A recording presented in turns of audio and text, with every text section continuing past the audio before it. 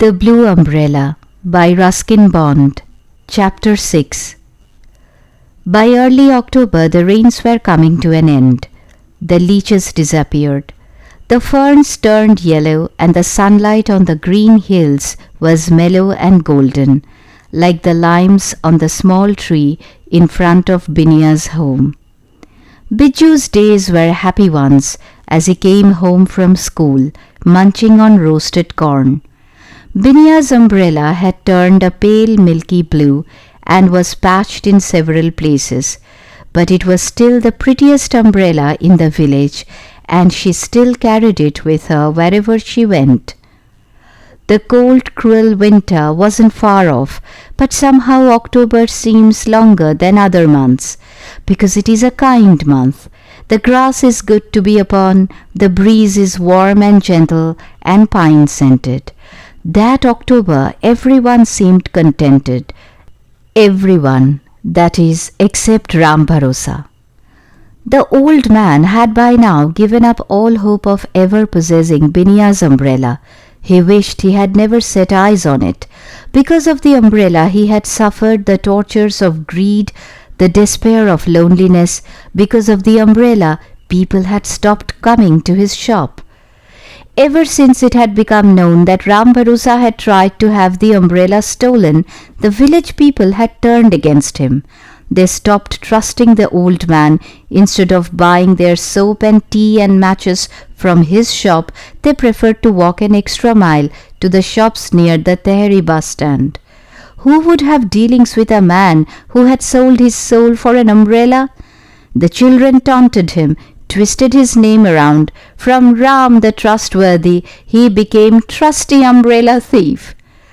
The old man sat alone in his empty shop, listening to the eternal hissing of his kettle and wondering if anyone would ever again step in for a glass of tea. Ram Bharosa had lost his own appetite and ate and drank very little. There was no money coming in. He had his savings in a bank in Tehri, but it was a terrible thing to have to dip into them. To save money he had dismissed the blundering Rajaram, so he was left without any company. The roof leaked and the wind got in through the corrugated tin sheets, but Ram Bharosa didn't care. Biju and Binya passed his shop almost every day. Biju went by with a loud but tuneless whistle.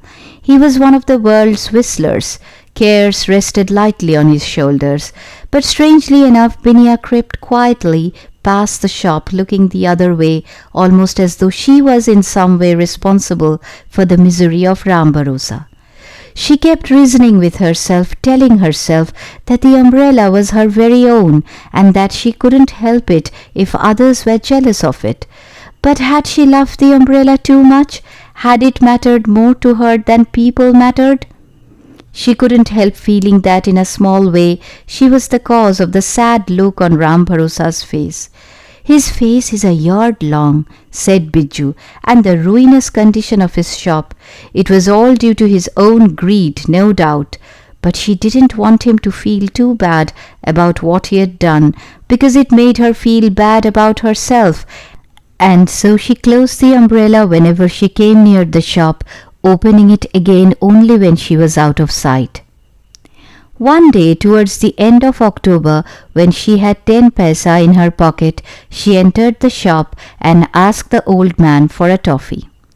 She was Ram Bharosa's first customer in almost 2 weeks. He looked suspiciously at the girl. Had she come to taunt him, to flaunt the umbrella in his face? She had placed her coin on the counter. Perhaps it was a bad coin. Ram Bharosa picked it up and bit it. He held it up to the light. He rang it on the ground. It was a good coin. He gave Binya the toffee. Binya had already left the shop when Ram Bharosa saw the closed umbrella lying on his counter. There it was, the blue umbrella he had always wanted, within his grasp at last. He had only to hide it at the back of his shop, and no one would know that he had it. No one could prove that Binya had left it behind. He stretched out his trembling, bony hand and took the umbrella by the handle. He pressed it open. He stood beneath it in the dark shadows of his shop, where no sun or rain could ever touch it. "But I am never in the sun or in the rain," he said aloud. "Of what use is an umbrella to me?" And he hurried outside and ran after Binya. "Binya, Binya," he shouted. "Binya, you have left your umbrella behind." He wasn't used to running, but he caught up with her, held out the umbrella, saying, "You forgot it." The umbrella. In that moment it belonged to both of them. But Binya didn't take the umbrella. She shook her head and said, "You keep it. I don't need it anymore."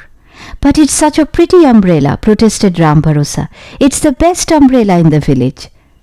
"I know," said Binya, "but an umbrella isn't everything." And she left the old man holding the umbrella and went tripping down the road, and there was nothing between her and the bright blue sky.